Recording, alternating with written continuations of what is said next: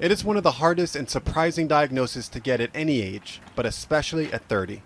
To learn you have ALS, a fatal neurodegenerative disease that will steal your quality of life before it ends your life. After a British Columbian is diagnosed with ALS, they don't have a lot to be hopeful for. The doctors can support you through your decline, but what motivates somebody to get up every day and try to fight this disease? It's insurmountable. With no cure to this quickly progressing disease, most ALS patients like Brad look to being part of clinical trials as their only option to potentially improve their condition.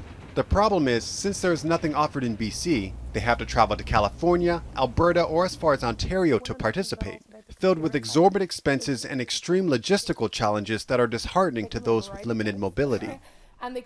But Brad and the ALS Society are hoping to change that with a new project. The goal of Project Hope is to bring British Columbia up to a standard of care that's seen in other provinces across Canada. And what that means is ALS patients that are diagnosed in British Columbia, not only will they receive adequate clinical care, but access to clinical trials.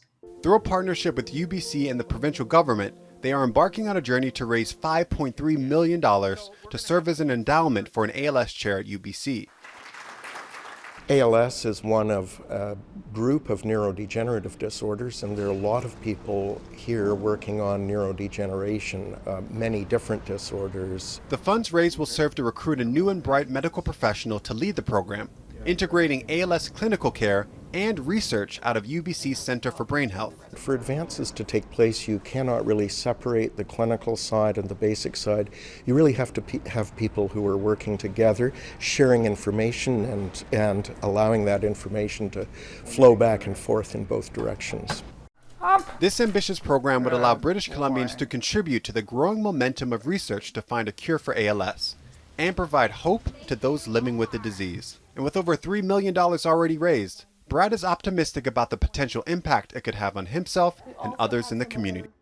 Access to these trials are things that could potentially slow down the progression of my disease or even reverse it. And that's what we're trying to change.